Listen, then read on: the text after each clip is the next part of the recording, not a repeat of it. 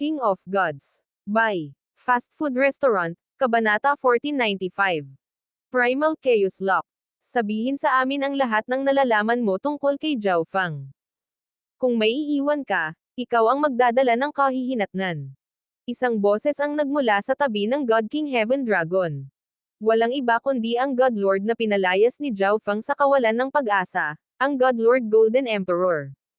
Ngunit sa tabi ng isang God King, siya ay tila hindi gaanong mahalaga at kapansin-pansin.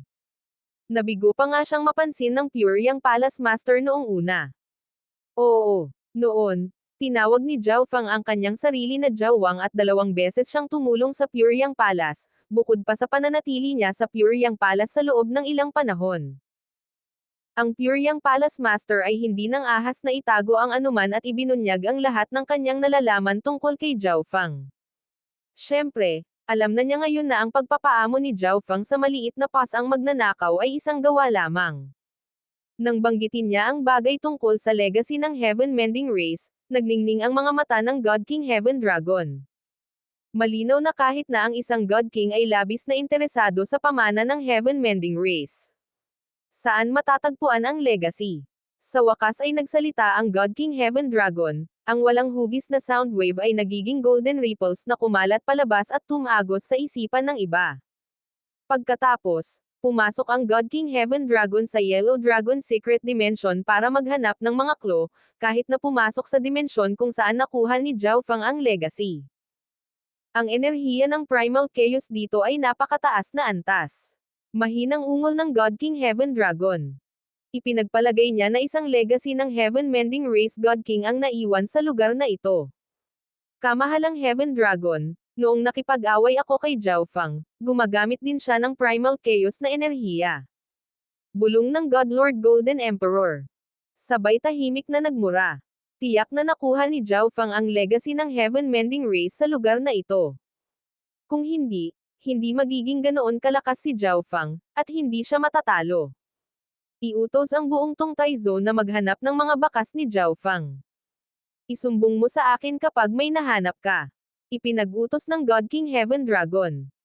Maliwanag na ang God King Heaven Dragon ay handa na personal na kumilos. Oo, ang God Lord Golden Emperor ay tumawag. Ang taong ito ay napakalakas. Maging ang Golden Emperor ay natalo. Nagdilim ang mukha ni God King Heaven Dragon. Kahit na naibigay na ang mga misyong ito sa kanyang mga subordinate, medyo nagdududa pa rin siya. Isang malamig na liwanag ang sumilay sa kanyang mga mata, at pagkatapos ay nawala siya. Unti-unting bumalik sa normal ang mundo, at nakahinga ng maluwag ang lahat ng miyembro ng Pure Yang Palace. Nangamba sila na ang God King Heaven Dragon ay maglalabas ng kanyang galit sa insidente ni Zhao Fang sa Pure Yang Palace. Ngunit ang mga God King ay mga individual na maunawain. Naunawaan niya na ang bagay na ito ay walang kinalaman sa Pure Yang Palace, kaya hindi na niya inimbestigahan pa ang bagay na ito. Gayunpaman, nagkakaproblema ang Shadow Stream Peak.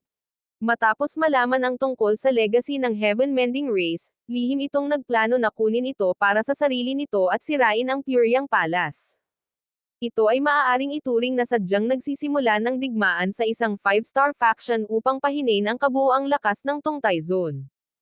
Bilang karagdagan, ang God King Heaven Dragon ay medyo interesado sa legacy ng Heaven Mending Race. Kung ang Shadow Stream Peak ay nagulat ng bagay na ito sa simula, ang Heaven Mending Race legacy at ang 9th God Eye ay maaaring pareho sa kanya. Ngunit dahil ang Shadow Stream Peak ay mayroon na lamang isang Diyos na natitira, hindi ito pinarusahan ng Golden Dragon Sacred Land. Habang hinahanap ng Golden Dragon Sacred Land si Zhao Fang ng buong lakas, gayon din ang karamihan sa iba pang mga zone sa Ancient Desolate Realm of Gods. Pagkatapos ng lahat, ito ay ang 9th God Eye. Ang pagkuha nito ay maaaring magpapahintulot sa isa na ganap na baguhin ang kanilang kapalaran. Araw-araw, mayroong hindi mabilang na mga piraso ng maling impormasyon tungkol sa 9th God Eye. Sa kabilang panig, ang paksayo ng Heaven's Legacy Race sa ilalim ng Heaven Lord ay maayos na nakatakas sa mga mata ng iba pang mga eksperto mula sa Ancient Desolate Realm of Gods at muling nagtago ng sarili. Sa loob ng madilim at madilim na palasyo, ang Heaven Lord ay nakaupo sa kanyang nakataas na trono. 7 Divine Emissaries at 9 na Palace Kings. ay pakilo silang lahat para hanapin at hulihin si Zhao Fang. Mahinahong pahayag ng Heaven Lord. Oo, sabay-sabay na tumawag ang mga Divine Emissaries at Palace Kings. Matagal na nilang nalaman na si Zhao Fang, na nakakulong sa isang lihim na silid sa loob ng Divine Kingdom, ay nakatakas. Mahirap isipin na darating ang isang sandali na maging ang kanilang Heaven Lord ay magdurusa sa pagkawala. Kapag nahuli mo siya, pilayin ang kanyang paglilinang. Nakataas ang kilay ng Heaven Lord habang idinagdag niya. Nang biglang nawala si Zhao Fang, sinimulan nila ang masusing pagsisiyasat para malaman kung paano nakatakas si Zhao Fang, ngunit sa huli, nabigo silang matuto ng anuman. Inakala nila na isang Diyos ang lihim na tumulong sa kanya, ngunit wala silang nakitang mga palatandaan na nagpapahiwatig nito. Sa madaling salita, ang pagkawala ni Zhao Fang ay nababalot ng misteryo. Ang Heaven Lord ay nag-isip pa na ang bagay na ito ay may kaugnayan sa Ninth God Eye ni Zhao Fang. Upang maiwasang mangyari muli ito, napagpasyahan niya na kailangang baldado si Zhao Fang. Lahat ay naging solemn na nang marinig ito. Ang Heaven Lord ay bihirang dumanas ng pagkawala. Alam ng lahat na determinado ang Heaven Lord na hulihin muli si Zhao Fang. Kaya, ang sinumang makahuli muli kay Zhao Fang ay walang alinlangan na gagantimpalaan ng sagana. Bukod dito, tipunin ang lahat ng impormasyon na mayroon tayo tungkol kay Zhao Fang at dalhin ito sa akin. Ang Heaven Lord ay nagbigay ng isang huling utos. Ang paghahanap ng isang tao sa malawak na realm of gods ay talagang simple. Pagkatapos ng lahat, ang Heaven Lord ay nagtataglay ng isang napakalawak na paksayon na may isang sopistikadong network ng komunikasyon. Pero medyo mahirap din. Halimbawa, ang mga God Lords ay karaniwang naninirahan sa napakaliblib na mga lugar, na hindi umuusbong sa loob ng 10,000 hanggang daan-daang milyong taon. Maging ang kanyang paksayon ay mahihirapang mag-imbestiga sa mga ganoong tao. Dahil dito, kailangan niya ng pangalawang plano. Kailangan niyang maunawaan ang lahat tungkol kay Zhao Fang para matukoy niya ang kanyang mga kahinaan. Kung may oras ka, pumunta ka rin. Bulong ng Heaven Lord sa Protector sa kanyang tabi. Tumango si Protector. Nagulat ang lahat ng tao sa napakaitim na palasyo. Pati ang Protector ay pinakilos. Malapit sa isang base sa loob ng Tungtay Zone. Whoosh! Lumitaw ang isang spatial vortex, isang taong may pilak na damit at pilak ang buhok na dahan-daang lumabas mula rito. Dapat ligtas ako dito pansamantala. Bulong ni Zhao Fang matapos i-scan ang lugar gamit ang kaliwang mata. Pumasok siya sa kanyang Dream Divine Kingdom. Sa loob ng isang tahimik na lambak na nababalutan ng malamig na ambon ay isang puno ng nakasisilaw na parang panaginip na mga kulay, na nagliliwanag ng maraming kulay na halo na nagbibigay kulay sa nakapaligid na fog. Ang maraming kulay na punong ito ay walang iba kundi ang ubod ng Dream Divine Kingdom. Sa sandaling narating niya ang lugar na ito, umupo si Zhao Fang na naka-cross-legged sa lupa at ginamit ang kapangyarihan ng Divine Kingdom upang bumuo ng isang espesyal na cultivating dimension. Ang Heaven Earth Yuan Qi sa loob ng dimensyong ito ay sobrang puro, at mayroon din itong epekto sa oras ng space-time robe dimension. Pagkatapos kumuha ng ilang mapagkukunan at magpahinga ng ilang araw, nakabawi si Zhao Fang mula sa lahat ng kanyang pagkapagod sa pag-iisip. Si Zhao Fang ay pumasok sa liblib na paglilinang. Third Heaven God Lord. Late Stage Law. Naisip ni Zhao Fang ang kanyang pakikipaglaban sa God Lord Golden Emperor. Mayroong malakas at mahina na mga batas, malalim at mababaw. Ang Third Heaven God Lords ay nagtataglay ng mga late stage na batas. Ito talaga ang dahilan kung bakit si Zhao Fang, kasama ang kanyang dalawang ancestral artifact fragment at ang kanyang space-time law, ay hindi nakakuha ng ganoong kalaking bentahe laban sa God Lord Golden Emperor. Samantala, maaari niyang patayin ang First Heaven sa isang sulyap at Second Heaven God Lords sa kaunting pagsisikap lamang. Kung maabot ko ang Second Heaven, mas may kakayahan akong labanan ang Third Heaven God Lords. Nakatutok ang mga mata ni Zhao Fang. Ngunit ang pagpapabuti ng isang batas ay higit na nauugnay sa pag-unawa sa batas. Bukod dito, kamakailan lamang ay nakalusot si Zhao Fang. Ang pag-abot sa Second Heaven ay tila hindi masyadong makatotohanan. Kaya, pagkatapos na gumugol ng ilang oras sa pag-iisa sa maliit na epekto, tumigil si Zhao Fang. Bagamat hindi niya maisulong ang kanyang paglilinang, mayroon siyang ibang paraan ng pagtaas ng kanyang lakas. Ang nilalaman ng Primal Chaos Scripture ay lumitaw sa kanyang isipan. Na-convert ko na ang 80% ng aking divine power sa Primal Chaos Energy. Tapusin na natin ang pag-convert sa iba. Ipinadala ni Zhao Feng ang kanyang isip sa kanyang God Altar, na-activate ang Paramount Scripture, at sinimulan ang proseso ng conversion. Nahati din niya ang isang bahagi ng kanyang isip upang pag-aralan ang mga bloodline na sikretong sining at mga kasanayan sa pakikipaglaban ng heaven-mending race na nasa loob ng Primal Chaos Scripture. Ngunit natuklasan ni Zhao Feng na ang unang ilang lihim na sining ay nauugnay sa pag-aayos ng mga sukat, ang Fan Universe, at mga espesyal na uri ng mga sukat. Batay sa kanyang nalalaman noong ancient era, ang heaven-mending race ay isang lahing pacifistic. Ang lahi na ito ay bihirang sumali sa mga salungatan sa mga mapagkukunan. Sa halip, naglibot ito sa Fan Universe at inayos ang mga butas sa kalawakan, pinapanatili ang normal na operasyon ng buong Fan Universe. Bagamat minana ni Zhao Feng ang legacy ng heaven-mending race, hindi niya namana ang kanilang kalooban. Hindi siya pasipista. Nilaktawan ang mga nilalamang ito, sinimulan niyang basahin ang mga diskarte sa pakikipaglaban. Ang mga kasanayan sa pakikipaglaban para sa enerhiya ng Primal Chaos ay napakahirap at karaniwang ginagamit kasabay ng bloodline ng isang tao. Si Zhao Feng ay hindi matako. Pinili niya ang isa lamang sa mga diskarteng ito na unang tutukan. Primal Chaos Lock. Ito ang kasanayang pinagpasyahan ni Zhao Feng. Gumamit si Beiming Hui ng katulad na kasanayan upang makuha siya. Pagkatapos niyang ikulong, ang karamihan ng enerhiya na ginamit ni Zhao Feng ay naabsorb ng Primal Chaos Lock, na naging dahilan upang siya ay hindi na kayang lumaban. Bukod dito, ang Primal Chaos Lock ay maaaring gamitin kasama ng kanyang space-time barrier para sa mas magandang epekto. Nang maisip niya ito, sinimulan ni Zhao Feng na linangin at maunawaan ang kasanayang ito. Lumipas ang 1 taon, ngunit 3 o 4 na araw lamang ito sa labas ng mundo. Ganap na ngayong na-convert ni Zhao Feng ang kanyang Chaos Origin Divine Power sa Primal Chaos Divine Power. Para sa Primal Chaos Lock, naintindihan ni Zhao Feng ang higit sa kalahati nito. Kung itinutok niya ito sa Black Destruction Dragon, ang Primal Chaos Lock ay bababa ang lakas nito sa 60% ng normal. Oras na para umalis. Tumayo si Zhao Feng at tinapos ang kanyang pag-iisa. Siya ay naghahanda upang higit pang maasa ang sarili upang makapasok siya sa Second Heaven sa lalong madaling panahon. Siyempre, may isa pa siyang plano, imbestigahan ang iba pang mga paksayon at intelligence network na itinanam ng Heaven's Legacy Race sa iba't ibang zone. Hindi lamang siya makakabuo ng mas malalim na pag-unawa sa Heaven's Legacy Race sa pamamagitan ng mga paksayon na ito, ngunit maaari rin niyang pahinain ang Heaven's Legacy Race sa pamamagitan ng pagsira sa kanila at higit pang ginagarantiyahan ang kanyang kaligtasan. Sa labas ng mundo, biglang huminto ang isang gintong figure na lumilipad. Divine Kingdom. Ang nakakasilaw na mga mata ng gintong figure ay tumigil sa isang tiyak na punto sa hangin. Ang taong ito ay lubos na katulad sa hitsura ng God King Heaven Dragon na nagpakita sa Puryang Palace.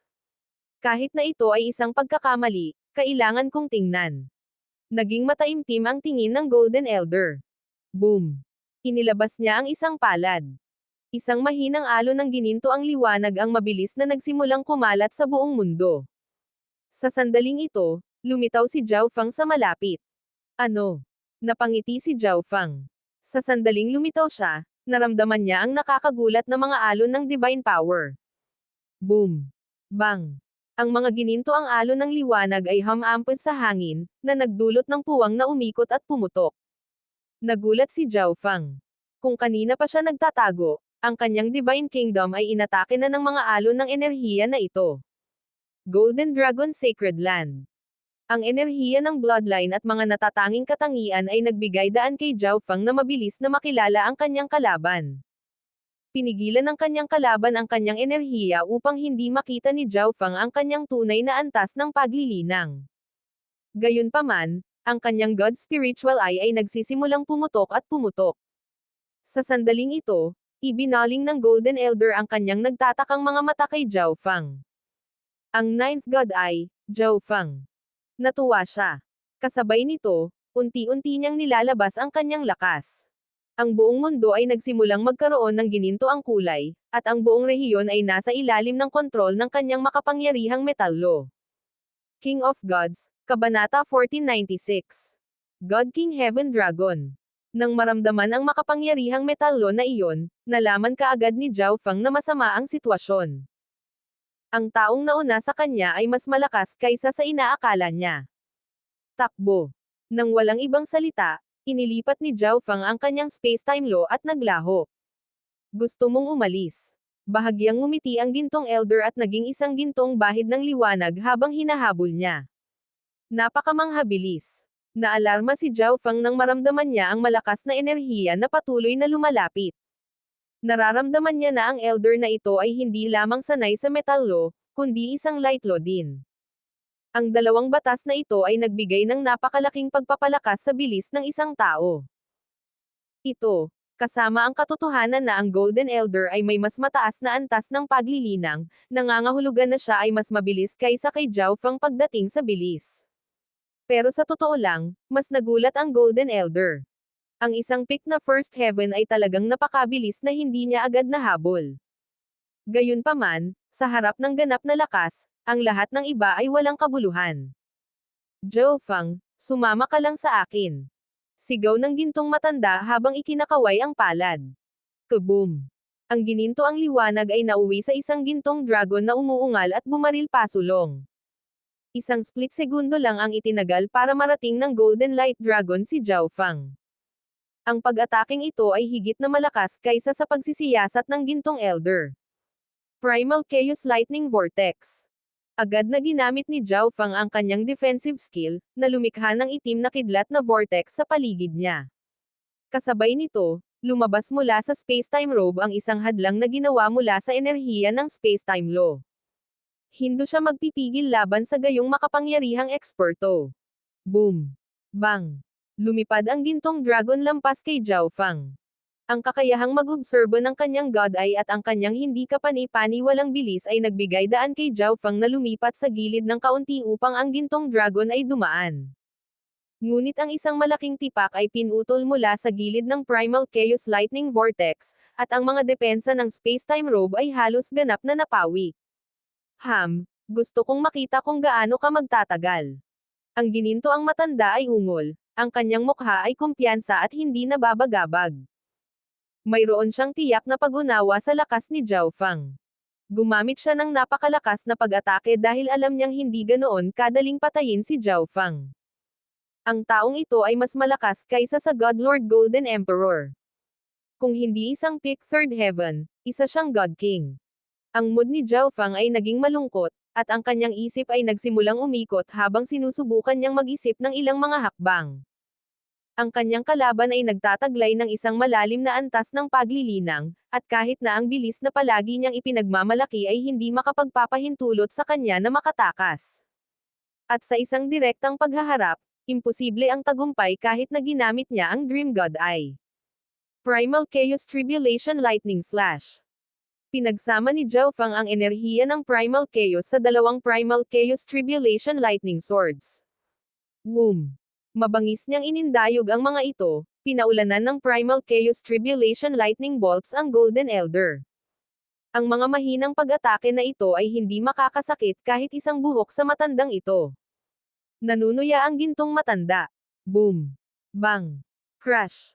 Gamit ang isang wave ng kanyang kanang kamay, itinakda niya ang enerhiya ng metallo na umaalulong pasulong, na pinawi ang lahat ng Primal Chaos na energy bolts sa paligid.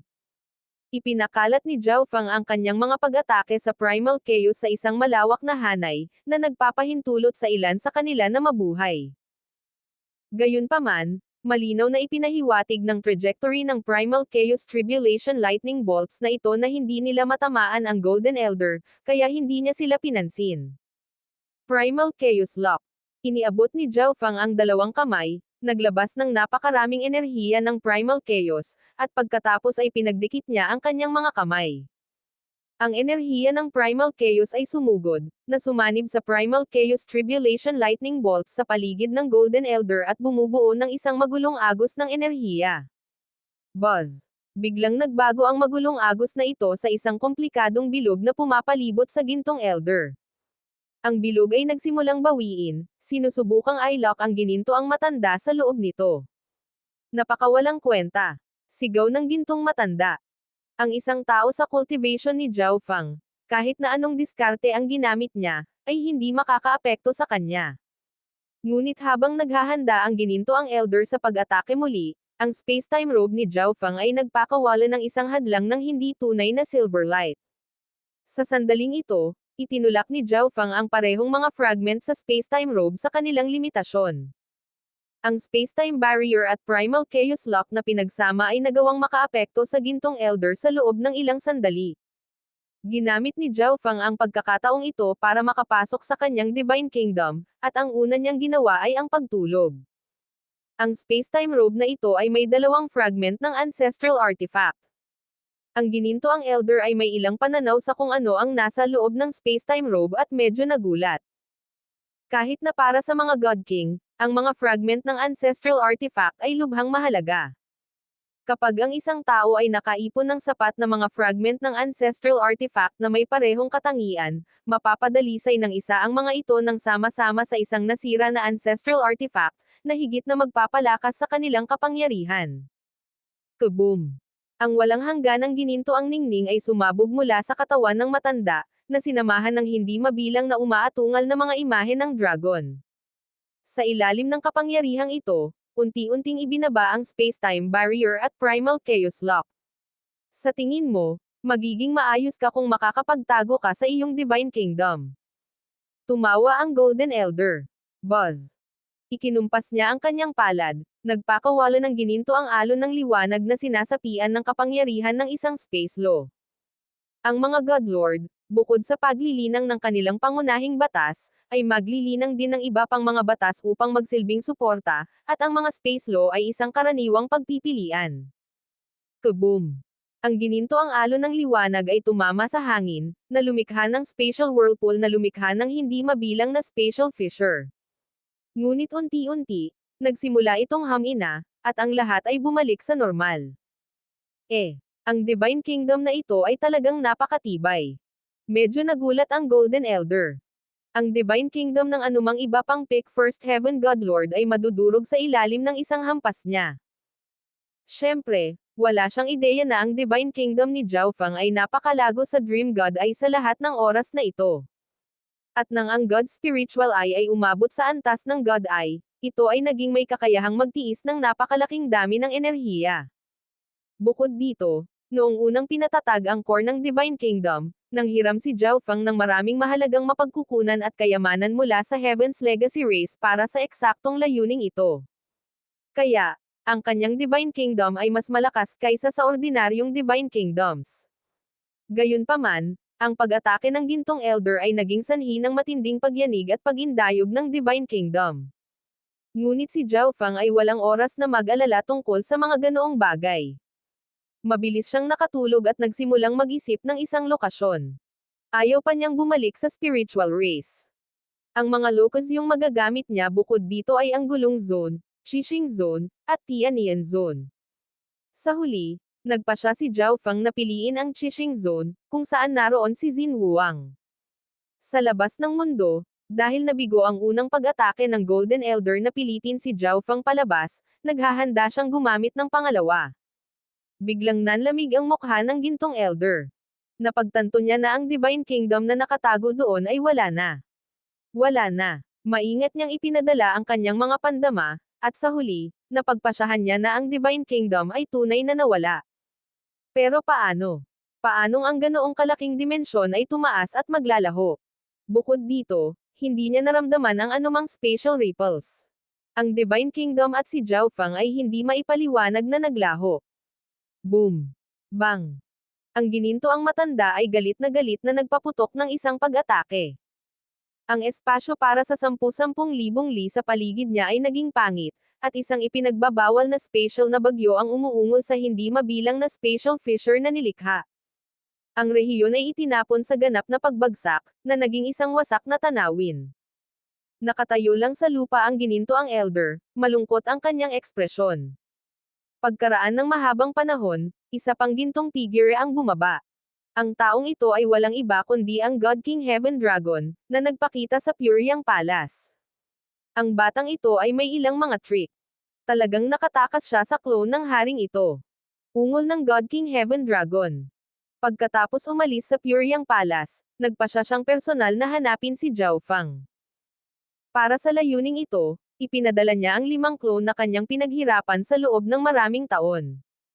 Ang bawat isa sa mga clone na ito ay may 30 hanggang 60% ng lakas ng orihinal. Ang clone na nakahanap kay Zhao Fang ay isa sa mga mas mahina, na may halos 30% lang ng kanyang lakas. Si Zhao Fang ay nakatakas ng hindi nag-iiwan ng anumang mga pahiwatig, kaya maaari lamang niyang ipagpatuloy ang kanyang paghahanap. Sa Qixing Zone, sa labas ng Scorching Underworld, biglang lumitaw ang isang pilak na balabal. Noon, ginamit ng Twilight Valley ang Divine Kingdom ng Light Race para ihatid si Zhao Fang dito. Sa pagdating, hindi agad umalis si Zhao Fang, sa halip ay pumasok sa Divine Kingdom. Kinuha niya ang kontrol sa core ng Divine Kingdom at sinimulan ang pag-aayos sa mga nasirang bahagi ng Divine Kingdom. Pagkatapos noon, ginamit niya ang Heavenly Closure Seal para itago ang kanyang enerhiya at ang Dream God Eye. Pagkatapos ay bahagyang iniba niya ang kanyang mukha. Pagkatapos lamang niyang gawin ang lahat ng ito ay tuluyan na siyang umalis sa Divine Kingdom. Nagtataka ako kung kumusta ang Giant God Hall. Sa pag-iisip na ito, pumunta si Zhao Fang sa kasalukuyang lokasyon ng Giant God Hall. Mas pinagkakatiwalaan niya si Xin Huang kaysa sa karamihan, dahil matagal nang alam ni Xin Huang na may kakaiba sa kanyang kaliwang mata ngunit hindi kailanman naglabas ng anumang impormasyon tungkol dito. Nais ding malaman ni Zhao Fang kung kamusta ang Giant God Race pagkatapos ng malaking digmaang iyon. Binabalak din niyang hanapin si Senior Twilight Valley. Ang eksperto sa Light Race na ito ay walang alinlangan na minsan ay naging mas malakas kaysa sa isang Second Heaven God Lord. Nagplano si Zhao Fang na humingi ng ilang patnubay sa mga problemang nahaharap sa pagpasok sa Second Heaven at iba pang mga problema sa paglilinang. Wala pang 2 buwan, dumating si Zhao Fang sa teritoryo ng Giant God Hall. Sinakop na ngayon ng Giant God Hall ang dating teritoryo ng Ancient Soul Hall, ngunit ang estilo at pagkakaayos ng mga gusali ay dumaan sa ilang pagbabago. Swish! Naglabas si Zhao Fang ng isang madilim na dilaw na token. Ito ang espesyal na mensaheng token na ibinigay ng Grand Elder ng Giant God Race sa kanya. Pagkatapos magpadala ng mensahe, pumasok si Zhao Fang sa Giant God Hall. Sa kanyang paglilinang at space law, siya ay nanatiling ganap na hindi natukoy. Sa huli, ligtas na narating ni Zhao Fang ang isang gintong octagonal na palasyo. Sa sandaling mabuksan ang domain, pumasok si Zhao Fang. Pagpasok niya sa palasyo, sinalubong siya ng malalim at masayang tinig. Brother Zhao, nakakatuwang makita na maayos ka. Noong unang nabunyag ang pagkakakilanlan ni Zhao Fang bilang 9th God Eye, maraming eksperto ang pumunta sa Qixing Zone upang hanapin si Zhao Fang. Marami sa mga ekspertong ito ang pumunta sa Giant God Hall upang magtanong at maghanap ng mga pahiwatig. Pagkaraan ng ilang taon, nalaman ni Xin Huang na kahit papaano ay nasangkot si Zhao Fang sa Heaven's Legacy Race. Siya ay nasa ilalim ng impresyon sa buong oras na ito na si Zhao Fang ay nakuha ng Heaven's Legacy Race. Hindi niya inaasahan na ganap na hindi nasaktan si Zhao Fang at bibisitahin pa siya. Ganun ba talaga ako kadaling makuha? Hindi mapigilan ni Zhao Fang ang mapangiti. Ngunit nang maisip niya ang lahat ng nangyari pagkatapos ng pagmulat ng 9th God Eye, nakita niya ang kanyang sarili na medyo naalarma. Para sa kanya na makaligtas ng ganito katagal ay talagang hindi madali. Nang tingnan niya ang Asher Robe na si Xin Huang, napagtanto niya na si Xin Huang ay isa na ngayong Second Heaven God Lord na halos nasa tuktok na, at ang kanyang pundasyon ay tila napakatibay. Ang kasalukuyang Xin Huang ay malamang na nakabawi sa antas ng paglilinang ng kanyang nakaraang buhay at marahil ay nalampasan pa ito. Brother Zhao, mas mabuti kung manatiling maingat ka. Hinahanap ka ng pangkat ng Heaven's Legacy Race sa Qixing Zone. Hindi pa nagtagal, natuklasan namin ang isang nakatagong paksayon na malapit na konektado sa Heaven's Legacy Race. Bulong ni Xin Huang. Nagulat si Zhao Fang nang marinig ito. Nalaman niya ang ilang bagay noong panahon niya sa Divine Kingdom ng Heaven's Legacy Race. Halos bawat isa sa 18 zone ng Ancient Desolate Realm of Gods ay may mga subordinate na paksayon ng Heaven's Legacy Race.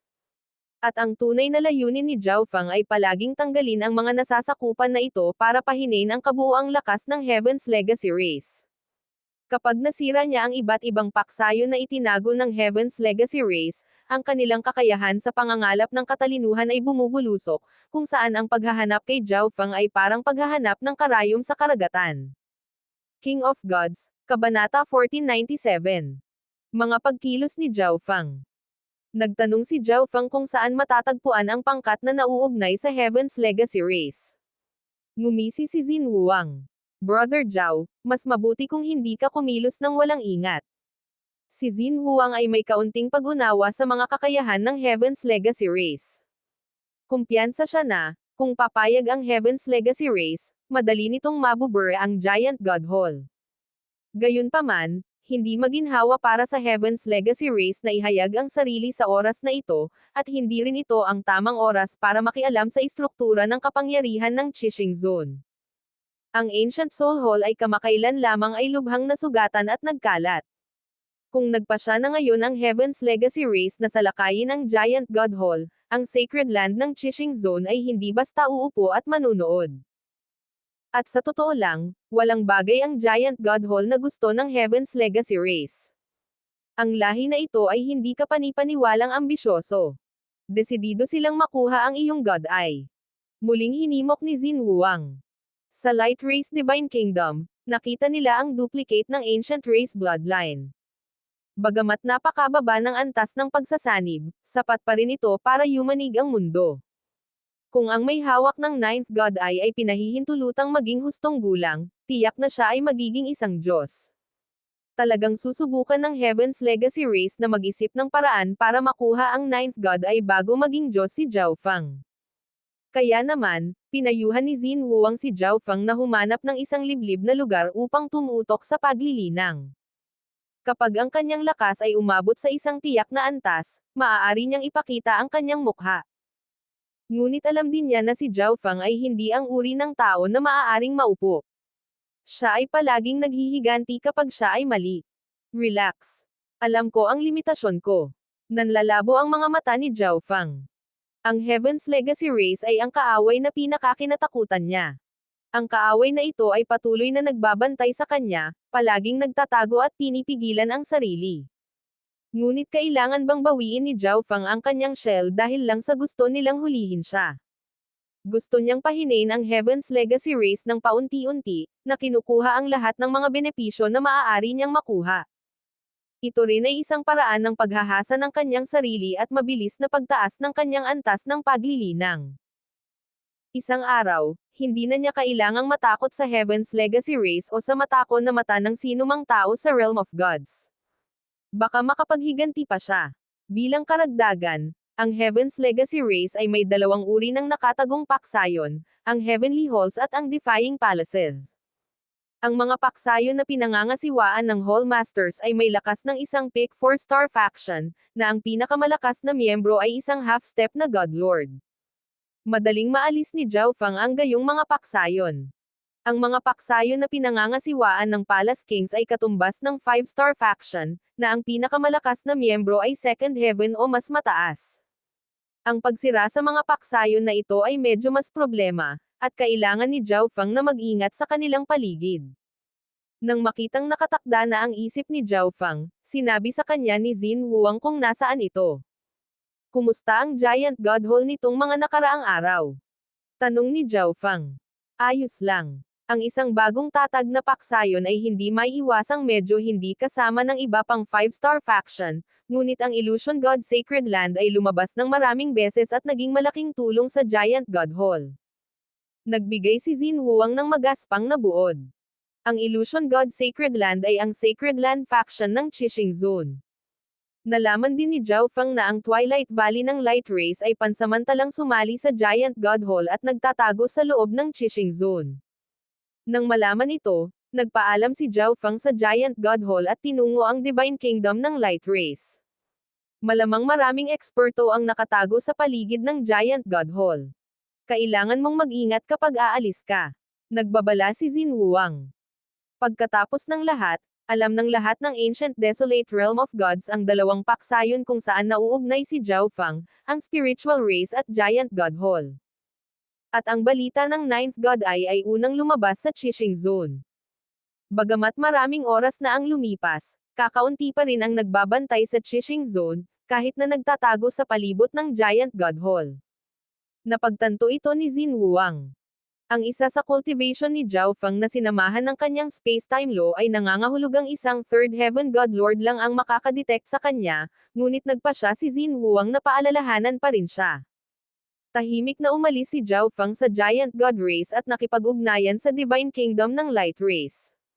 Pagkaraan ng ilang oras, isang daanan ang lumitaw sa harap ni Zhao Fang. Swish! Pagkatapos tumalon, dinala si Zhao Fang sa Divine Kingdom ng Light Race. Zhao Fang, hindi ko talaga akalain na ang iyong kaliwang mata ay ang Ninth God Eye. Isang matanda na nakasuot ng puting damit ang lumipad palabas ng Tree of Time. Ito ay walang iba kundi ang Twilight Valley. Nakaramdam siya ng kaunting panghihinayang na hindi niya nakita ang paggising ng God Eye ni Zhao Fang sa panahon ng labanan sa Scorching Underworld, ngunit walang nagawa. Noon, biglang pinaghigpitan ng God Lord Stellar Aspect ang kanyang bloodline energy, na naging dahilan upang bumagsak ang kanyang lakas at hindi na siya kayang makipaglaban sa kanyang kalaban. Gayunpaman, hindi ako maikukumpara sa ibang mga God Eye, at kahit ako ay hindi ko mahuhulaan kung ano ang susunod na mangyayari. Si Zhao Fang ay nagtataglay ng Ninth God Eye, ngunit hindi siya naging mayabang dahil dito. Sa katunayan, pagkatapos ng pagmulat ng Ninth God Eye, siya ay labis na napigilan. Maingat na sinuri ni Zhao Fang ang Twilight Valley. Sa sandaling ito, ang Twilight Valley ay nagbigay sa kanya ng halos kaparehong pakiramdam ng God Lord Golden Emperor, kaya malamang na isa siyang Third Heaven God Lord. Tulad ng inaasahan, sa kanyang tuktok, ang Twilight Valley ay nagtataglay ng pambihirang kapangyarihan. Kung hindi siya maaaring maging mas malakas ng ganoon kabilis. Hihihi, tiwala ako na maaabot mo ang parehong katayuan tulad ng lahat ng iba pang mga God Eye. Malumanay na ngumiti si Twilight Valley. Wala siyang partikular na magandang relasyon kay Zhao Fang, ngunit ang matapang na ipinakita ni Zhao Fang sa pagpasok sa kanyang Divine Kingdom ay nakakuha ng kanyang paghanga. Hindi maitatanggi ng Twilight Valley na natukso rin siyang makuha ang Ninth God Eye. Kung nakuha niya ang Ninth God Eye, magkakaroon siya ng pagkakataong maghayganti sa Heaven's Legacy Race. Ngunit narinig niya na si Zhao Fang ay nakuha ng Heaven's Legacy Race at pagkatapos ay tumakas. Kahit na sa kanyang kalakasan ay hindi niya nagawa ang ganoong bagay. Sa halip na makipagsapalaran na masaktan si Zhao Fang, mas mabuting bumuo ng magandang relasyon sa kanya. Pagkatapos ng lahat, sila ay nagbahagi ng isang karaniwang kaaway sa Heaven's Legacy Race. Kumusta si Senior kamakailan? Tanong ni Zhao Fang. Mabuti naman. Ilang miyembro pa ang nadagdag sa hanay ng Light Race, at nasa kalagitnaan ako ng maayos na pagbawi sa aking cultivation. Nakangiting sabi ng Twilight Valley.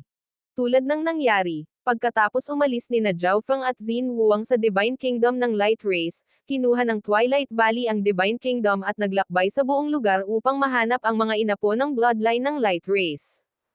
Kung gusto ng Light Race na maghayganti, ang Twilight Valley at Ancient God na si Cheng Yun ay malayo pa sa sapat. Ito rin ang dahilan kung bakit nakipag-alyansa ang Light Race sa Giant God Hall.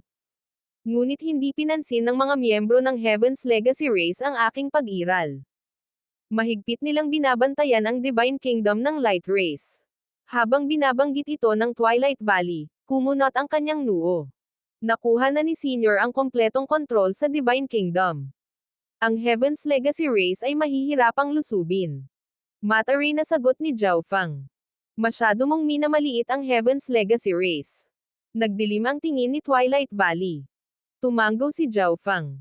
Kahit na gumugol siya ng ilang oras sa loob ng Divine Kingdom ng Heaven's Legacy Race, hindi siya nakakalap ng ganoong kalaking impormasyon. Marahil ay minamaliit niya talaga ang mga ito. Naparito ako sa oras na ito upang humingi ng gabay sa Senior tungkol sa ilang mga problema sa paglilinang. Si Zhao Fang ay dumiretso sa punto. Ginugol niya ang sumunod na yugto ng panahon sa Divine Kingdom ng Light Race, na mahalagang niresolba ang lahat ng maliliit na problema na mayroon siya sa paglilinang. Kung una mong nilinang ang time intent, matutulungan ka ng matandang ito na mabilis na maabot ang second heaven. Diretsyong sabi ng Twilight Valley. Ang mga miyembro ng Light Race ay mga dalubhasa pagdating sa time intent, ngunit si Zhao Fang ay pangunahing nililinang ang space intent, at ang antas ng kanyang space intent ngayon ay nalampasan ang kanyang time intent.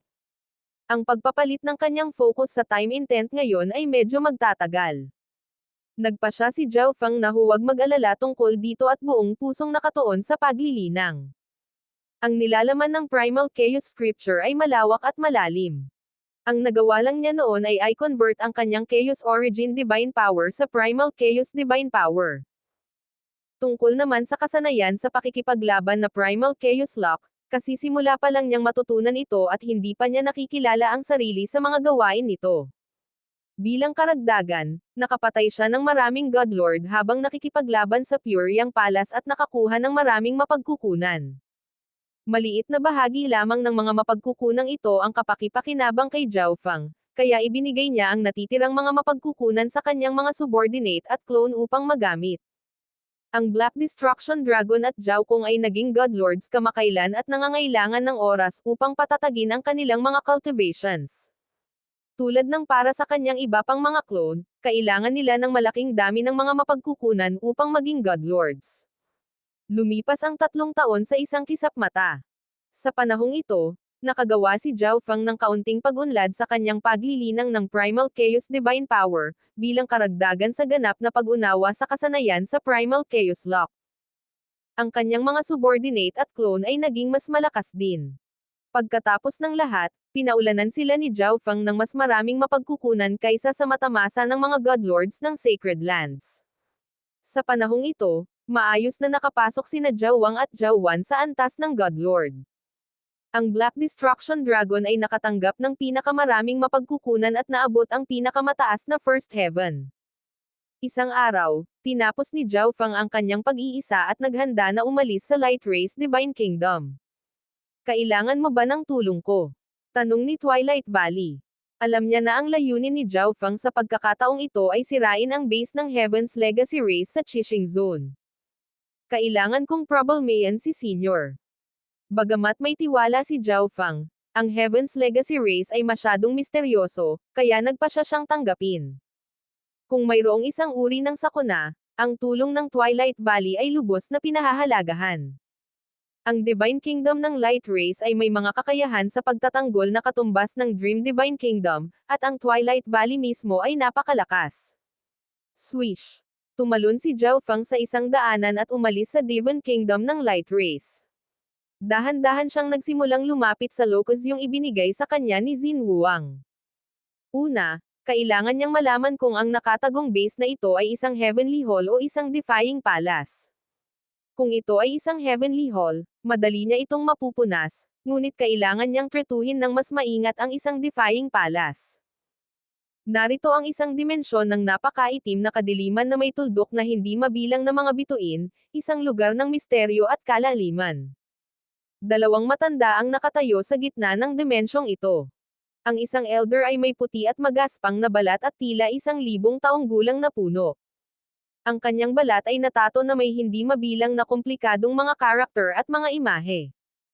Ang isa naman ay isang matanda na may dalang pilak na tungkod na may balbas na nakalaylay hanggang sa lupa. Kung makikita ni Zhao Fang ang second elder na ito, walang alinlangang aatake siya kaagad, dahil ang taong ito ay walang iba kundi ang Godlord Stellar Aspect. Sa harap ng dalawang matanda ay ilang mahiwaga at komplikadong hanay. Ang mga array na ito ay konektado sa isa't isa, hindi mabilang na mga salita ng Heaven's Legacy Race na dumadaloy sa pagitan nila. Lord Yu Liuping, ang Divine Kingdom ng Light Race ay nagsimulang kumilos. Ang Godlord Stellar Aspect ay tumawag. Magpadala ng mga tao para sundan ang Divine Kingdom ng Light Race. Tingnan mo kung ano ang ginagawa niya. Ang sinaunang Yu Liuping ay mukhang hindi nababagabag habang siya ay mahinahon na nagsasalita. Oo. Agad na sumagot si Godlord Stellar Aspect, at ang kanyang katawan ay unti-unting naglaho. Henger, ipaghihiganti ka talaga ng lolo mo. Aalamin ko kung paano ka namatay at lilipulin ang sino mang may kinalaman sa pagkamatay mo. Nang mawala na ang God Lord Stellar Aspect, isang pahiwatig ng pagmamahal ang lumitaw sa mga mata ni Yu Liuping.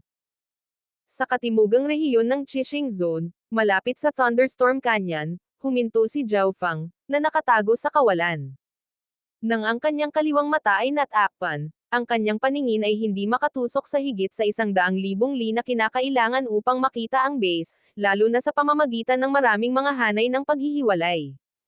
Dahil hindi niya malinaw na matiyak ang sitwasyon, nagpasya siyang maghintay at makita ang sandali. Habang nanonood mula sa kanyang pinagtataguan, natuklasan ni Zhao Feng na ang karamihan sa mga taong pumapasok at lumalabas ay mga mababang ranggo na True Gods, at mayroon lamang isang rank 7 Ancient God. Parang isa itong Heavenly Hall. Ngumiti si Zhao Feng. Ang mga Heavenly Hall ay pinakamaraming 4 na bituin na paksayon. Ang pagpupunas nito ay magiging madali.